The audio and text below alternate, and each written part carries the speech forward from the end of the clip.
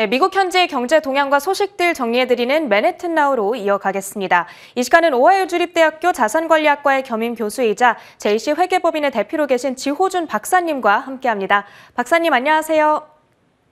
안녕하십니까? 네, 이제 오늘부터 내일까지 이틀간 미국에서는 FOMC 회의가 진행되고 있습니다.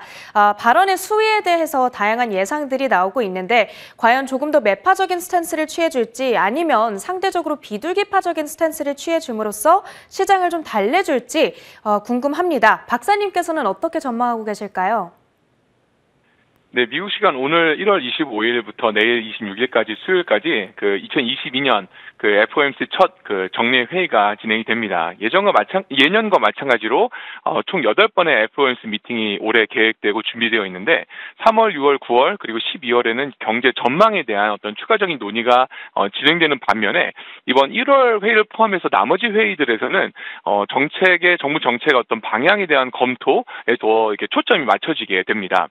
그동안 많은 투자자들과 시장에서 궁금해 왔었던 이제 몇 번이나 금리가 인상될 것인가, 또 얼마나 인상될 것인가 등등에 대한 어떤 정책의 불확실성이 이번 회의를 통해서 어느 정도는 해결이 되거나 또는 최소한 방향은 가늠할 수 있는 어떤 좋은 기회가 될 것이다라고 예상을 하고요. 저는 개인적으로 파월 의장이 투자자들을 저희들을 이렇게 놀라게 하거나 또는 당황할 수준의 어떤 강력한 내용을 발표할 것이라고 예상하지는 않습니다. 하지만 지난주 바이든 정부에서 이례적으로 지금 현재 심각한 이 인플레이션에 대한 우려를 깊이 표명을 했고, 또 물가 안정을 위한 정부 차원의 강력한 의지를 보여준 만큼 이번에 연준의 발표를 통해서 정부 정책의 방향성을 제가 다시 한번 이렇게 확인할 수 있을 것이다라고 생각을 합니다. 여전히 심각한 물가 상승과 고용시장, 불안한 고용시장이라는 이 두 가지의 큰 문제를 저희가 품고 있는 상황에서 언제 어떻게 또 얼마나 이자율을 상승할 것인가에 대한 보다 구체적인 그림이 나온다면 지난 몇 주 동안 이 커렉션 기간, 조정 기간을 지나고 있는 증시에 꽤 의미 있는 모멘텀으로 작용할 수 있을 것이다라고 생각을 하고요. 작년 한 해 시장과 투자자들에게 적지 않은 실망감을 안겨줬던 연준이 또 파월 의장이 올해는 보다 안정감 있고 또 신뢰감을 주는 경제 정책을 마련하고 또 시행할 수 있기를, 발표할 수 있기를 또 바라해 봅니다. 위로든 아래로든 변동성을 다시 한번 좀 야기시킬 수는 있겠지만 그래도 파월 의장 발언의 수위가 그렇게 충격적이진 않을 거다, 이 정도로 예상을 해주셨습니다. FOMC 회의 결과는 저희가 내일 정리되는 대로 이 시간 통해서 또 전해드리도록 하겠습니다.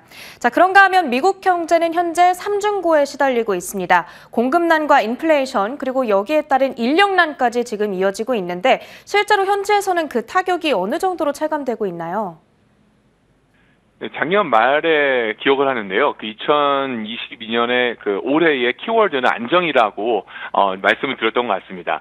1월 마지막 주가 이제 지나가고 있는 시점에서 아직 시장에는 이 유통 문제, 그리고 고용 문제, 물가 상승 문제, 말씀하셨던 삼중고의 난제들이 여전히 이제 존재하고 있고요. 무엇보다 정부 부처나 또는 이제 전문가들도 어떤 뾰족한 묘수, 해결책도 이렇게 특별히 없는 상황이라서 시장 변동성에 대한 그런 위험성이 더 증가하고 있는 것 같습니다. 특히 현재 미국의 고용시장의 경우에는 가장 큰 원인 중에 하나가 수요, 고용주와 또 공급, 구직자 간의 어떤 불균형의 문제인데요. 실제로 지금 많은 중소기업들이 인력난이 워낙 심하다 보니까 이 경험과 실력이 턱없이 부족한 직원이라도 어쩔 수 없이 채용하는 경우가 정말 많이 볼 수 있습니다.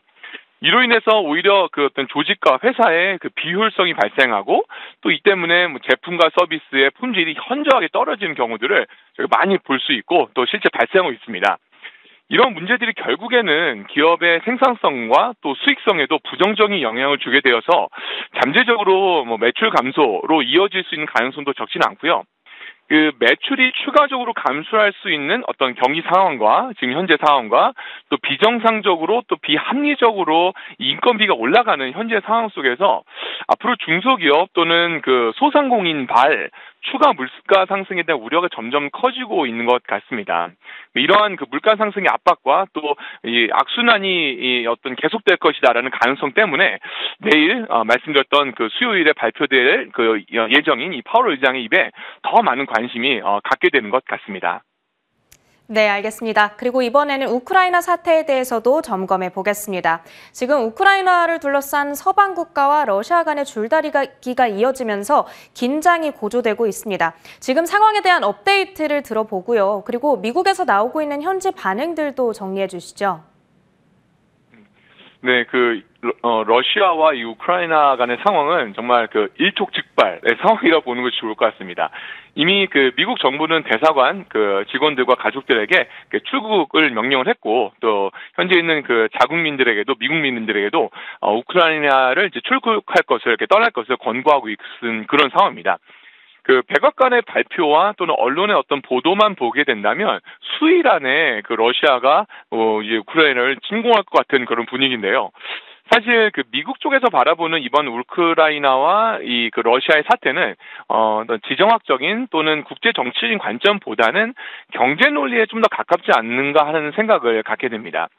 미국 정부가 수년간 이번 4차 산업의 어떤 경제 주도권을 잡기 위해서 계속적으로 노력하던 중에 갑자기 코로나라는 변수가 발생해서 이 국제 경제 구조가 이렇게 조정기에 저희가 접어들었는데, 미국과 유럽 그리고 러시아와 중국 간에 어떤 경제 주도권, 경제 패권을 잡기 위한 보이지 않는 어떤 기싸움과 치열한 전쟁은 이미 시작된 것 같아 보입니다. 노르드스트림 2라고 하는 이 천연 가스관이 좋은 예인데요. 미국과 독일이 러시아를 제재하기 위해서 그런 방법 중에 하나로 작년 말이었던 것 같습니다. 러시아가 투자했었던 11 빌리언 이상 투자했던 이 천연 가스관 사업을 막아서 러시아의 어떤 돈줄을 차단하겠다, 막겠다라고 발표하고 결의했었는데요. 사실 이러한 제재로 인해서 독일을 포함한 유럽 동맹국의 여러 가지 상황상 에너지 공급 중단 또는 에너지 공급 부족이라는 어떤 직접적인 피해가 오히려 상대적으로 더 클 것이다라는 그런 분석이 많이 있습니다.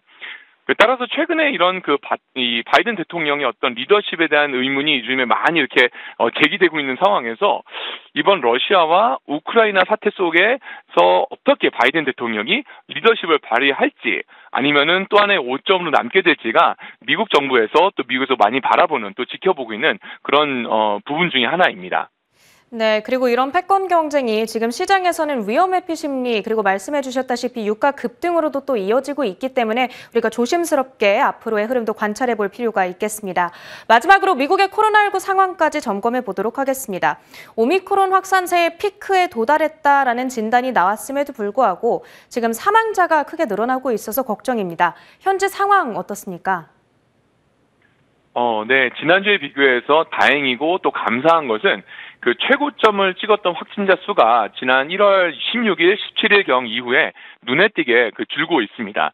불과 일주일 만에 전체 확진자는 7천만 명을 넘어섰지만 일일 확진자 수가 10만 명 이하로 줄었고, 또 앞으로도 확진자 수가 계속 줄 것이 예상되기 때문에 여러 전문가들이 얘기하는 것처럼 2월 말 또는 3월 초 되면은 엔데믹으로 접어들 수 있지 않을까라고 조심스럽게 생각을 해보게 됩니다.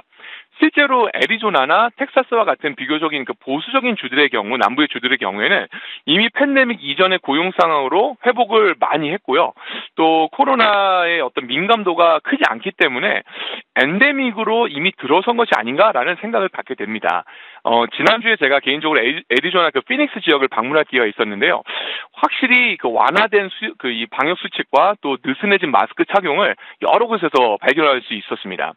하지만 여전히 이 확진자 수가 높은 상황이라서 좀 더 주의하면서 이 엔데믹의 시대를 준비해야 하지 않을까라고 생각을 해보게 되었습니다. 네, 알겠습니다. 이렇게 오늘도 다양한 미국 현지 이슈들 정리해 주셨습니다. 지금까지 오하이오주 현지에서 지호준 박사님과 함께했습니다. 박사님 고맙습니다.